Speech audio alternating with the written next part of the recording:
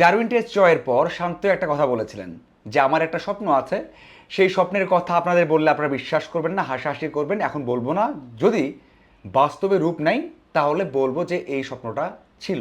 কি স্বপ্ন? টেস্টে আর কি স্বপ্ন থাকতে পারে? টেস্টের র্যাঙ্কিংয়ে 1 নম্বরে যাওয়া এটা সত্যি অসম্ভব বিষয় এখন। তবে টেস্টের টেস্ট চ্যাম্পিয়নশিপ ফাইনাল খেলা এটা কি অসম্ভব?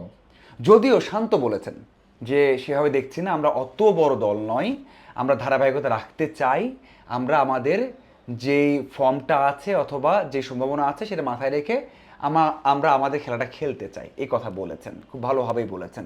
তবে যখন ভারত শ্রীলঙ্কার বিপক্ষে একটা ম্যাচ ড্র করলো, মানে অসাধারণ একটা ম্যাচ হয়েছে।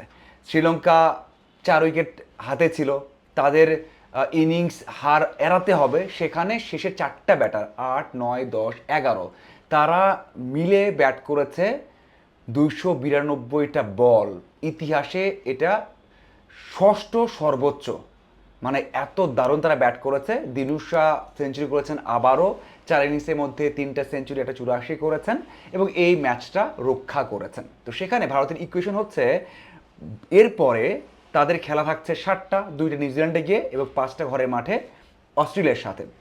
অস্ট্রেলিয়ার বিপক্ষে তারা যদি জিতে যায় সিরিজে, তারপরেও নিউজিল্যান্ডের মাটিতেও 2টাই জিততে হবে। যদি একটা হেরে যায়, একটা ড্র করে, শেষ। এই জন্য ভারত থেকে বলা হচ্ছে, যারা বিশ্লেষক তারাও বলছেন যে ভারতের সম্ভাবনা শেষ, কাগজে কলমে আছে। যদি ভারতের সম্ভাবনা শেষ হয় তাহলে ফাইনালে কে খেলবে? অস্ট্রেলিয়া এখন পর্যন্ত তাদের উইনিং পার্সেন্টেজ, মানে টেস্ট চ্যাম্পিয়নশিপের ফাইনাল খেলা হয় বা যে 2 দল ফাইনাল খেলে তাদের হচ্ছে উইনিং পার্সেন্টেজটা বেশি থাকে।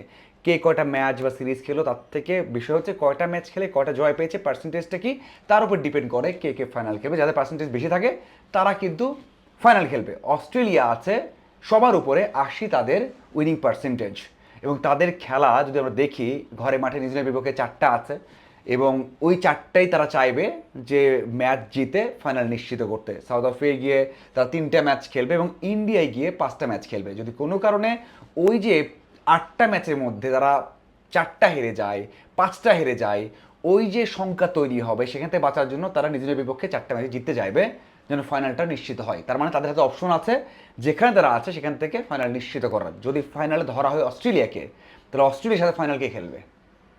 এটা একটা প্রশ্ন। যদি ইন্ডিয়াকে বাদ দেওয়া হয়, ইংল্যান্ড 14টা ম্যাচ খেলে একেবারে নিচের দিকে আছে, তাকে বাদ দেওয়া হয়, বাকি তো নেই, মানে শ্রীলঙ্কা, পাকিস্তান, ওয়েস্ট ইন্ডিজ তারা তো সেই রেসেই নেই, মানে থাকবে না। বাকি থাকে 2টা দল, একটা হচ্ছে সাউথ আফ্রিকা, একটা নিউজিল্যান্ড। সাউথ আফ্রিকা খুবই কম ম্যাচ খেলেছে, তারা কম ম্যাচ খেললেও তাদের উইনিং পার্সেন্টেজ 75। বাকি যে ম্যাচগুলো আছে সেটা খুবই ক্রুশিয়াল, খুবই খুবই ইম্পর্টেন্ট তাদের জন্য, এবং তাদের বেশিরভাগ ম্যাচ ঘরে মাঠে। তারা অস্ট্রেলিয়ার বিপক্ষে 3টে ম্যাচ খেলবে ঘরে মাঠে, বাংলাদেশের বিপক্ষে 2টে ম্যাচ খেলবে ঘরে মাঠে, ইংল্যান্ডের বিপক্ষে 3টে ম্যাচ খেলবে ঘরে মাঠে, শ্রীলঙ্কাতে গিয়ে তারা ম্যাচ খেলবে। তার মানে তাদের সম্ভাবনা আছে 3টে সিরিজ জিতে ভালো করে তাদেরও ফাইনাল নিশ্চিত করা। তবে প্রতিপক্ষ কিন্তু ইংল্যান্ড, শ্রীলঙ্কা, বাংলাদেশ এবং অস্ট্রেলিয়া 2টা সিরিজে কিন্তু হারতেও পারে। তার মানে তাদেরকেও সতর্ক থাকতে হচ্ছে, ওই যে পার্সেন্টেজটা ড্রপ হতে পারে। এবার আসা যাক আরও একটা প্রতিপক্ষ বাংলাদেশ, সেটা হচ্ছে নিউজিল্যান্ড। নিউজিল্যান্ড এখন পর্যন্ত উইনিং পার্সেন্টেজ আছে 72। তারা ম্যাচ খেলবে অস্ট্রেলিয়া গিয়ে 4টা হেরে যায়, তাদের একেবারে ড্রপ করে বাংলাদেশের পেছনে চলে যাবে। তো 4টা খেলে যদি হেরে যায় 4টায়, বা একটা যেতে একটু এগিয়ে থাকবে, এরপর ভারত যাবে নিউজিল্যান্ডে, 2টা ম্যাচ আছে, সেই 2টা তারা জিততে পারে, বা একটা জিতলো, একটা ড্র করলো, বা একটা হারলো, তারপরেও উইনিং পার্সেন্টেজটা সেম থাকবে, বা তারা ওখানে এগিয়ে যেতে পারে। এরপর শ্রীলঙ্কার বিপক্ষে তাদের 2টা ম্যাচ আছে তাদের ঘরের মাঠে, এই দুটো জিতবে তারা, জিতবে, বা 1-0 তারা জিততে পারে, বা 2-0 জিততে পারে, এখানেও তারা এগিয়ে যেতে পারে। এরপর তাদের ম্যাচ আছে পাকিস্তানের বিপক্ষে, পাকিস্তানের মাটিতে গিয়ে, তো সেখানে ড্র হতে পারে বা তারা জিততেও পারে, কারণ পাকিস্তান সেই অবস্থাতে নেই। তার মানে তারা ভারতের বিপক্ষে জিততে পারে ঘরে মাঠে, তারা শ্রীলঙ্কাকে হারাতে পারে ঘরের মাঠে, তারা অস্ট্রেলিয়ার বিপক্ষে গিয়ে হারতে পারে। তারাই পার্সেন্টেজটা খুব একটা ডিফারেন্ট নাও করতে পারে, কারণ 4টা ম্যাচ যদি হেরেও যায়, এদিকে 4টা জয়ের সুযোগ থাকছে তাদের, তো পার্সেন্টেজটা 72ই থাকতে পারে। তার মানে সাউথ আফ্রিকা, নিউজিল্যান্ড সবচেয়ে বড় ক্যান্ডিডেট। যদি তারা হেরে যায়, মানে সাউথ আফ্রিকা হেরে যায় ইংল্যান্ডের এগেনস্টে, অস্ট্রেলিয়ার এগেনস্টে, সম্ভব তো নাকি? অবশ্যই সম্ভব। বাংলাদেশ যদি একটা ম্যাচ জিতে যায় সাউথ আফ্রিকার বিপক্ষে, তাহলে তাহলে তো বাংলাদেশ এগিয়েও গেল, আবার ওদের পয়েন্ট কিল করলো, মানে নষ্ট করলো। এটা খুবই গুরুত্বপূর্ণ একটা সিরিজ, খুবই গুরুত্বপূর্ণ একটা ম্যাচ বাংলাদেশ সাউথ আফ্রিকার। তো সেখানে বাংলাদেশকে নজরে রাখতে হবে। এই যে সাউথ আফ্রিকার equation, New Zealand equation, Australia equation, এটা বলছে বাংলাদেশ সম্ভাবনা একদমই উজ্জ্বল। এখানে বাংলাদেশ দলের উইনিং পার্সেন্টেজ 55, 80, 75, 72, 55। ভারতকে যদি বাদ দেওয়া হয় থাকে 4টা দল।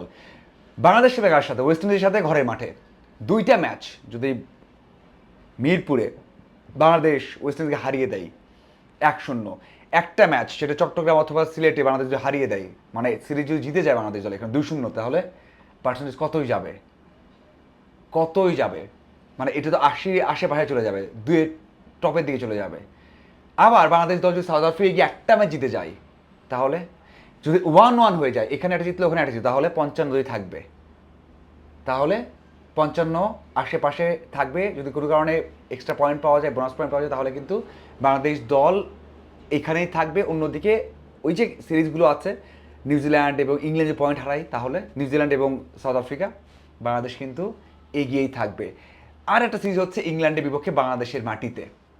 ওখানে স্বপ্নের বিষয় যে আমরা ওয়েস্ট ইন্ডিজ, আমরা ইংল্যান্ড, সাউথ আফ্রিকা 3টে দলকে, বড় দলকে হারিয়ে দিব, স্বপ্নের বিষয়। কিন্তু খেলা হচ্ছে ঘরের মাঠে, মিরপুরে খেলা হলে 2টা ম্যাচ মিরপুরে দিবে না টেস্ট, বাট একটা তো হবে। একটা ইংল্যান্ডকে হারালো, একটা ওয়েস্ট ইন্ডিজকে হারালো, আর বাকি যে 2টা ম্যাচ ওই ইংল্যান্ড এবং ওয়েস্ট ইন্ডিজের সাথে সিলেট অথবা চট্টগ্রামে যদি একটা জিতে যায়, 4টার মধ্যে 3টে জিতে যায়, আর সাউথ আফ্রিকা একটা হারিয়ে দেয়, ভাই একেবারে সম্ভব, মানে যেই সিনারিও এখন আছে একেবারেই সম্ভব বাংলাদেশ দল কিন্তু ফাইনাল খেলতে পারে। আমার মনে হয় এই স্বপ্নের কথাই কাউকে বলছেন না শান্ত, এই স্বপ্নের কথাই শান্ত কাউকে বলবেন না, এই স্বপ্ন পূরণ করে তখন বলতে চান যারা ফাইনাল খেলতে চাই, খেলতে চেয়েছি এবং আমরা ফাইনালে উঠে গেছি। কে ভেবেছিল বাংলাদেশ দল অস্ট্রেলিয়া গিয়ে অস্ট্রেলিয়াকে হারাবে? কেউ কখনোই ভাবেনি, কিন্তু এটা সত্যি হয়েছে, সেটা সত্যি হয়েছে, কখনোই কল্পনা করেনি। আর ঘরের মাঠে খেলা, সাউথ আফ্রিকার বিপক্ষে বাংলাদেশ তো জিতেছে, তাদেরকে হারিয়েছে টেস্ট সাউথ আফ্রিকা মাটিতে, তো এবার কেন নয়? একটা টেস্ট জিতলে বাংলাদেশ দল ফাইনাল খেলতে পারে। ইংল্যান্ডের কথা বলতে হয় যে ইংল্যান্ড তো ভালো দল, তারা ফাইনাল খেলতে পারে কিনা, তারা কিন্তু একেবারে তলানির দিকে আছে, শ্রীলঙ্কার পরে আছে বাংলাদেশ, ভারত, শ্রীলঙ্কার, তারপরে ইংল্যান্ড। তাদের ম্যাচ আছে 2টে সিরিজ আছে, একটা হচ্ছে সাউথ আফ্রিকার বিপক্ষে 3টা সাউথ আফ্রিকার মাঠে, আর 2টা আছে বাংলাদেশের মাঠে বাংলাদেশের বিপক্ষে। তাদের যাওয়ার সম্ভাবনা নেই বললেই চলে। তার মানে এই যে 4টা দল, তার মধ্যে বাংলাদেশের সম্ভাবনা তো সবচেয়ে বেশি বলে ভুল হবে না। হোম কন্ডিশন কাজে লাগানো, সাথে হচ্ছে ম্যাচ জেতা, বাংলাদেশ তো ফাইনালগুলো যেতে পারে। আপনাদের কি মনে হয় অবশ্যই জানাবেন। ধন্যবাদ সবাইকে।